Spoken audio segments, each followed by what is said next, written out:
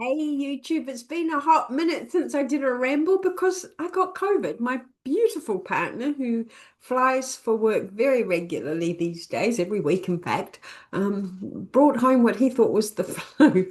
And unfortunately for me, I caught it and then we tested and it was COVID. So yeah, I spent a week feeling the ravages of COVID. So for those that don't believe it exists, yeah, second bout, it certainly exists and it's still killing people. And yeah, anyway, hey ho, that's why I was away. But today I was prepping my masterclass. I have a masterclass tomorrow.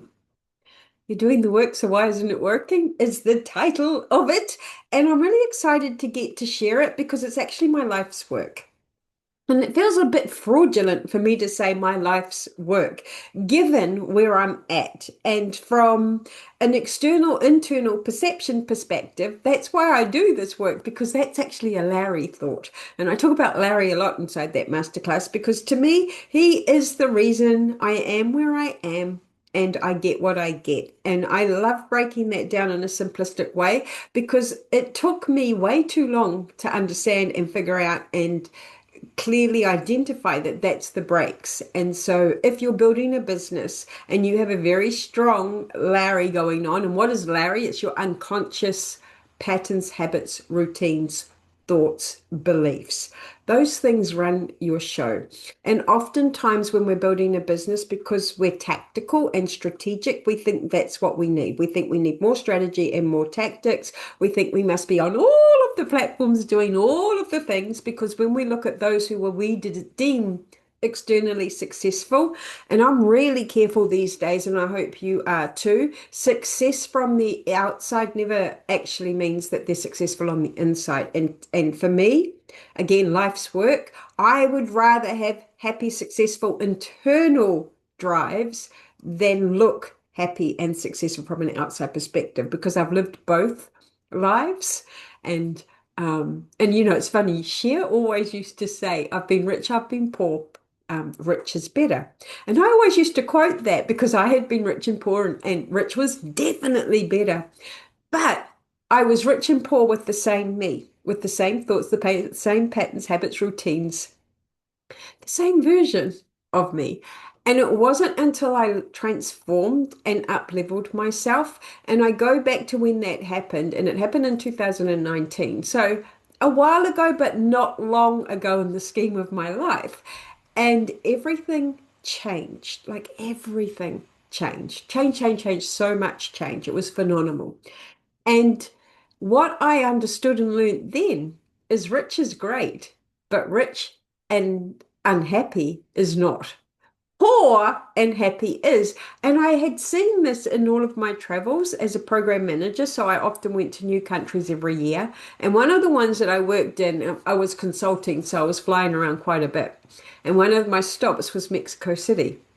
And I specifically remember this group of guys who were working together, and they would get into these little circles, just like us ladies, actually. In the Western world, it's the women, right? Not the men that do that. And they literally gossiped. They'd have a good old chit chat. And then oftentimes they would socialize and they would go dancing at night. And, they were living a different type of existence and they weren't paid well, even though they were corporate workers inside a telco in Mexico. They weren't well paid. They weren't living a high life, as it were. But shit, they were happy, and they were happy with nothing, and that always stood out to me. And it was the same thing when I lived and worked in Africa as well.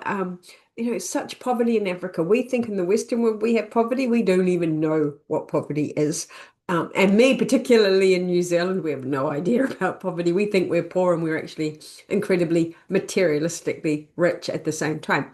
I was always aware that this existed, but in my version, I never understood it until I did what I now call my life's work. And so what I like to do is I like to explain to everybody why they're actually stuck, what they're actually doing and what needs to change, because we all hear the cliches, right, about strategies, because every strategy works as long as you do the work. But when somebody tells you that and you haven't understood what they meant, it's quite confronting, and it's actually a lot insulting, is it not?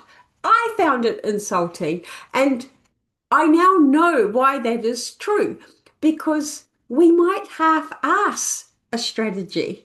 We're executing it, but we're not. Larry's controlling the show because we do something which I call an unintentional script. So your unintentional script is when we're still unconscious to Larry. And let me be clear, Larry, he never goes away. I've done all of this work, and yet there he is, still strong, still yakking, still sharing all of his thoughts and beliefs with me and driving a little bit, driving the bus every now and again, if I'm completely honest. So, oh, sorry about that. And so what I learned was I think I learned I've forgotten what I was talking about. I often do that. That's why these are rambles and not podcasts, right? And so what I learned there is that when we're doing a strategy and Larry takes control, we know we're executing it, but we're not really because that unconscious thought that we have, that script that's running in the background, and your script, if it's anything like mine, was and sometimes can still be.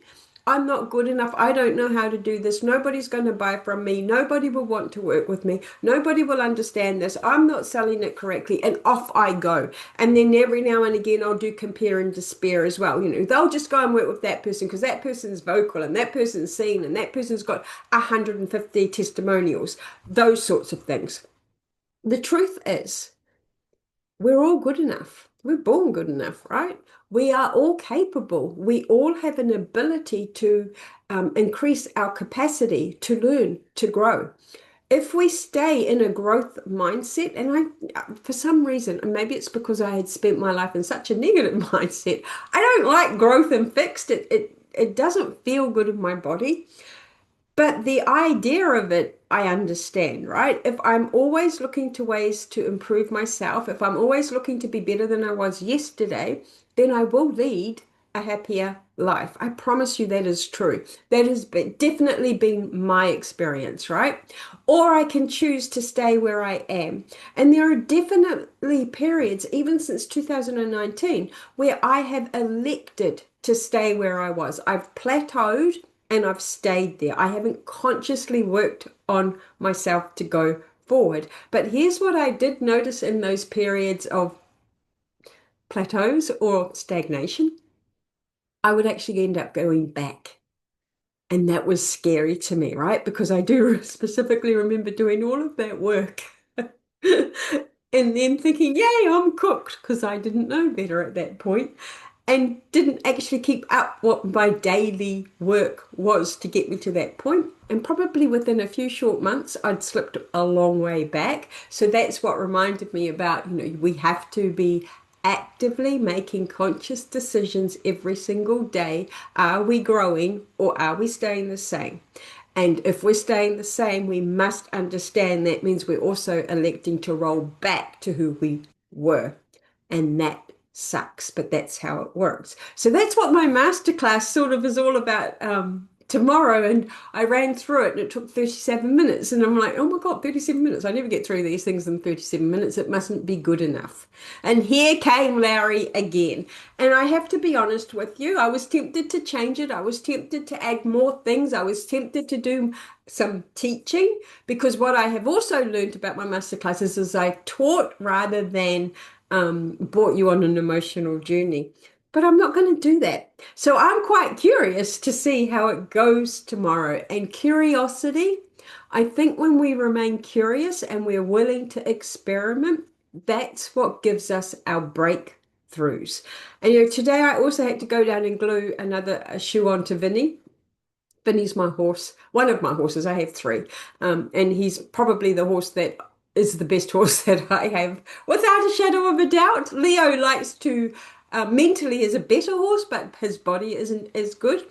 And I was reminded, even when I'm gluing on his shoe, I'm still learning how to do that process. And I remember it probably took me 18 months to even get up the courage to do it because I bought into the myth that you could really wreck them. But what I have learned is whenever Vinny has gone backwards in his training due to his farrier, due to his feet, I'm not the one trimming him. Somebody else had done the work. Somebody else had put on shoes. And so what I have now come to understand is I actually do an okay job. Why do I know that? Because he works well. He enjoys things. I can see the movement he now has that he didn't have. And so that's something I have to keep working on. Yes, my technique can get better. Yes, my measuring can get better. Yes, I can probably set the shoe a little better to help him.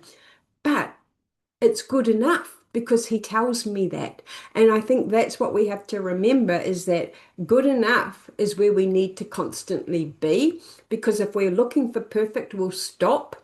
And the other curious thing about perfect, of course, is perfect doesn't ever exist. Because if we're doing it in that growth thing where we're trying to get better every single day, then every single day your bar for perfect should change. So we should stop trying to chase that illusion. But yeah, anyway, I'm back. I'm rambling. I'm going to carry on. We're going to see where this goes. I'm very excited about it because it lets me share, it lets me talk, it lets me start to get some content together.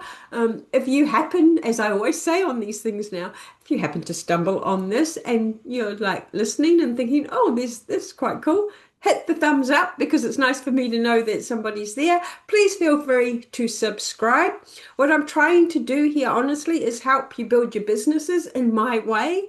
And sometimes just listening to somebody who's in the thick of it and doing it and learning and growing and developing and being an example of what's possible is enough to get you in growth. And I think that is, as I'm a business coach mentor, that is my goal, right? That is my mission, is to be an example and to be a product of my product. That doesn't mean I have to earn seven, eight figures. I won't do that. That's not the business I want. But that does mean you could with the help and support that I give you, because the only limits are those that we put on ourselves. So yeah, hello everybody. I'm back and I will see you in my next ramble, I hope. Take care and please look after yourself and remember, to every day is a choice. Am I growing? Am I staying the same?